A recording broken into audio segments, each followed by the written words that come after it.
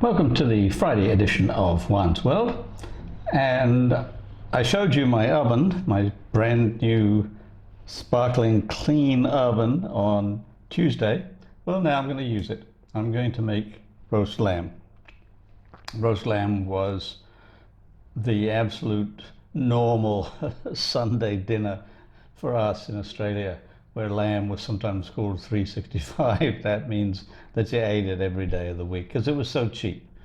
And my mother used to put a roast in the oven and some potatoes, and then we'd go off to church on Sunday morning. Church was from 11 to 12. We'd come home and it would be ready. So let's talk about roast lamb.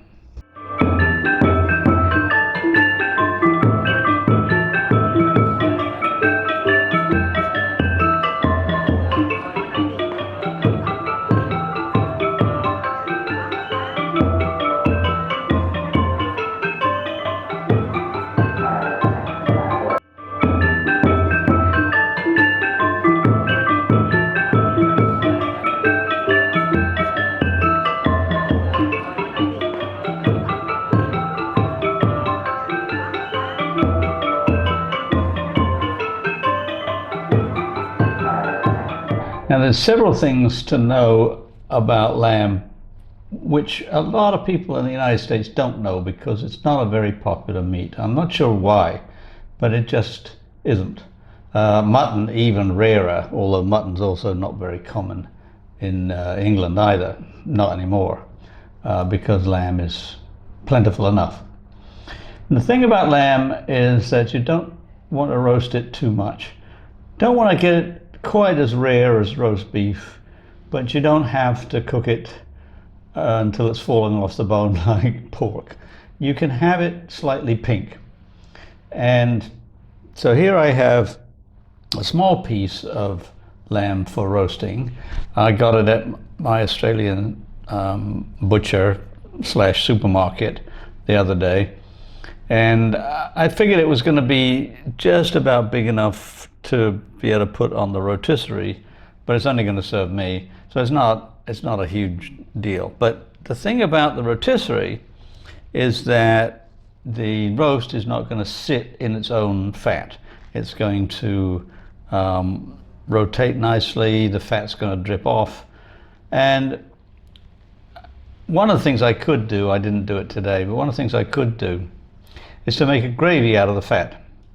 That is to collect the fat as it renders out, add some flour, then add some stock and some seasonings, and there you go. That's what I would normally do, but today I made a gravy all by itself because I wanted to do something a little bit different. So I sauteed off some leeks. As you know, if you've watched my videos at all, I use leeks rather than onions more or less all the time. You can use onions here. I browned them off. That's the most important starting point. Soften them and brown them. And then I added the two flavorings that are common for lamb in England, that is rosemary and garlic. And I used a lot of garlic. I've got a prepared garlic, which I was able to pour a ton of on it. Then some stock, light stock, and just poach for however long you want to. Plus, I usually add some MSG just because it sparkles up the flavor a little bit. And then just let it reduce. And I'm going to thicken later, but for now, let's just move on to roasting.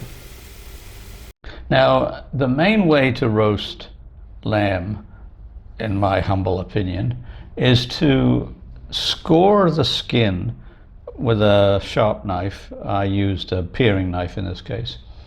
And take slivers of garlic and slide them under the skin so that you have the whole roast completely wrapped in garlic.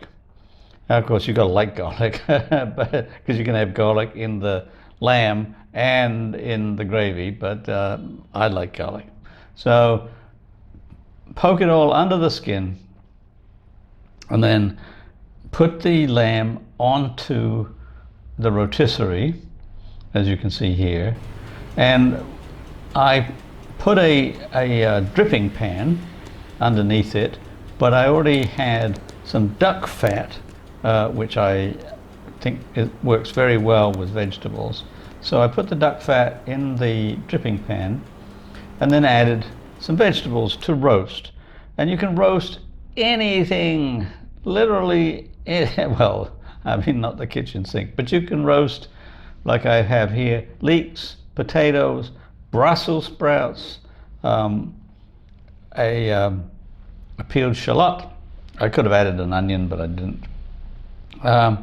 And roast them under the meat. And they'll take about the same amount of time. In this case, I've got the rotisserie on at the highest, which I think is about 250 degrees Celsius.